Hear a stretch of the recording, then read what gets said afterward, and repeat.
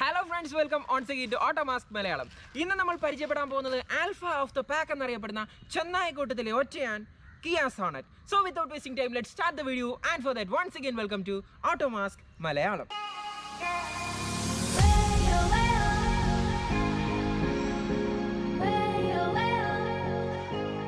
You know one thing, it's too wild and too dangerous. Let's have a look.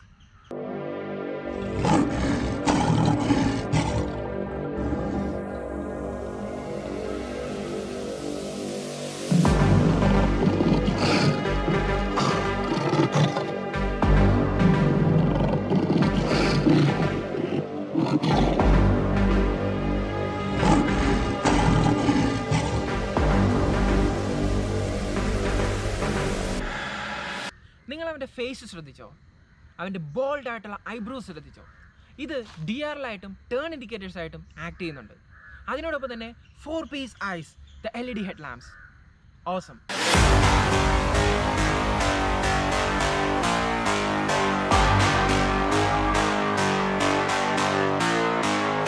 വാഹനത്തിൻ്റെ side പ്രൊഫൈലിനെ ആഡംബരമാക്കുന്നതിന് 16-ഇഞ്ചിൻ്റെ diamond cut alloy വീൽസും അതുപോലെ തന്നെ കുറേ ക്യാരക്ടർ ലൈൻസുമാണ് കിയ സോണറ്റിൻ്റെ യൂണീക്നെസ്.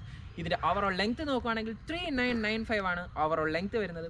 വീൽ ബേസ് നോക്കിക്കഴിഞ്ഞാൽ 2500 and the ground clearance is 205 mm.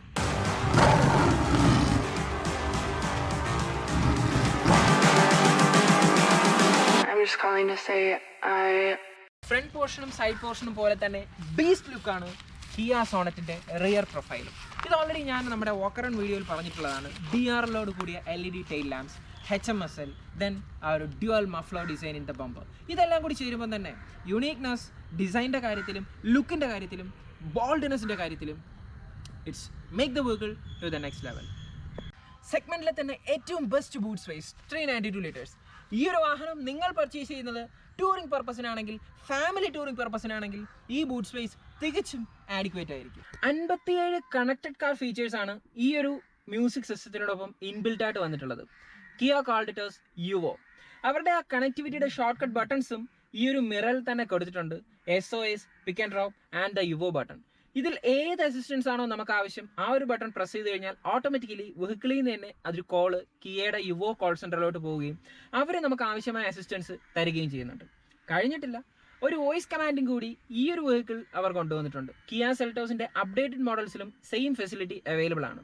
Let's check it. Hello Kia, open the window. Opening the driver's window. Open window എന്നുള്ള രീതിയിലാണ് കിയ സോണറ്റിൽ ഈ ഒരു വോയിസ് കമാൻഡിങ് കൊണ്ടുവന്നിട്ടുള്ളത്. ഒറ്റ വോയിസ് കമാൻഡിങ് അല്ല, ഒരുപാട് വോയിസ് കമാൻഡിങ് ഉണ്ട്. അതിൽ ഒന്ന് മാത്രമാണ് ഓപ്പണിംഗ് വിൻഡോ. നിങ്ങൾ ഇന്ന് കാണുന്ന ഒരുവിധപ്പെട്ട വാഹനങ്ങളിലെല്ലാം ഓപ്പൺ സൺറൂഫ് പറയുമ്പോൾ സൺറൂഫ് തുറക്കുന്നത് കാണാം. അവിടുത്തെ യുണീക്നെസ് ഓപ്പൺ വിൻഡോ.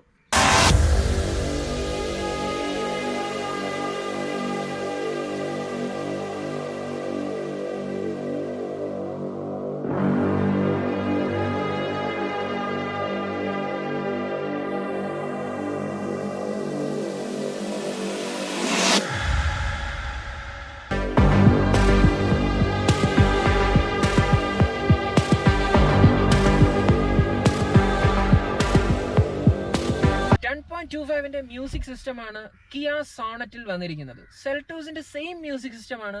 സ്പെഷ്യാലിറ്റി ബോസിന്റെ മ്യൂസിക് സിസ്റ്റം ആണെങ്കിലും 7 സ്പീക്കർ യൂണിറ്റ് ആണ് സോണറ്റിൽ വരുന്നത്. നമ്മൾ ലാസ്റ്റ് ടൈം ചെയ്ത ഒരു 360 വീഡിയോയിൽ ഈ ഒരു വാഹനത്തിന്റെ മ്യൂസിക് സിസ്റ്റത്തിന്റെ ക്വാളിറ്റി കൂടി ഇൻക്ലൂഡ് ചെയ്യാമെന്ന് പറഞ്ഞിട്ടുണ്ടായിരുന്നു, പക്ഷേ അത് വിട്ടുപോയിട്ടുണ്ടായിരുന്നു. ഇത്തവണ അത് വിട്ടുപോകുന്നില്ല. മ്യൂസിക് സിസ്റ്റത്തിന്റെ ക്വാളിറ്റി കേട്ടതിന് ശേഷം നമുക്ക് തിരിച്ചു വരാം.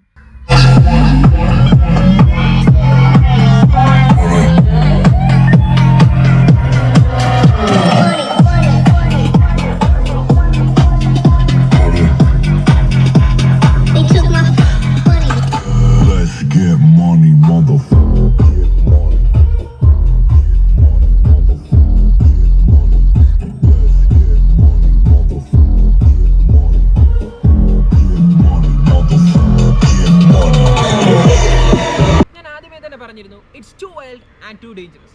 ഇവനെ സ്വന്തമാക്കണമെന്നുണ്ടെങ്കിൽ ആദ്യം നമ്മൾ ഇവൻ്റെ കീ സ്വന്തമാക്കണം. ഇവൻ്റെ കീ നിങ്ങൾക്ക് ട്രിവാൻഡ്രം, കൊല്ലം, പത്തനംതിട്ട എന്നീ സ്ഥലങ്ങളിൽ നിന്നാണ് സ്വന്തമാക്കാൻ ആഗ്രഹമെങ്കിൽ ഡിസ്ക്രിപ്ഷൻ സെക്ഷനിൽ കാണുന്ന നമ്പറിൽ കോൺടാക്ട് ചെയ്യാം. ഈ ഡിവിഷനിലുള്ള NCS കിയ മോട്ടോഴ്സിൽ നിന്നും നിങ്ങൾക്ക് വേണ്ട അസിസ്റ്റൻസ് ഉണ്ടാവും. So now the key is with us. So what's next? It's Sonet Drive.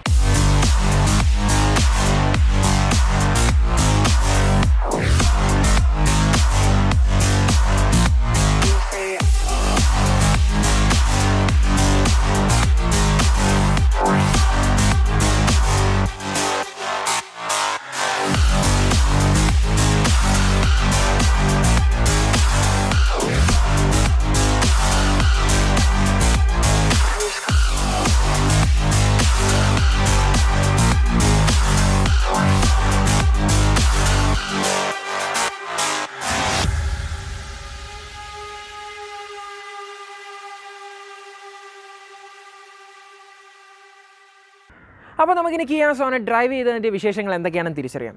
ആദ്യമേ തന്നെ പറയുകയാണ്, തൊട്ട് മുന്നേ ഞാൻ കിയ സോണറ്റിൻ്റെ ഒരു വാക്കർ ഓൺ വീഡിയോ ചെയ്തിട്ടുണ്ട്. അപ്പോൾ അതിൽ തന്നെ ഡീറ്റെയിൽഡ് ആയിട്ട് ഒരുപാട് കാര്യങ്ങൾ പറഞ്ഞിട്ടുണ്ട്. ആ വീഡിയോ നിങ്ങൾ കണ്ടിട്ടില്ല എന്നുണ്ടെങ്കിൽ തീർച്ചയായിട്ടും ഡിസ്ക്രിപ്ഷൻ സെക്ഷനിൽ അതിൻ്റെ ലിങ്ക് കൂടി മെൻഷൻ ചെയ്തിട്ടുണ്ട്.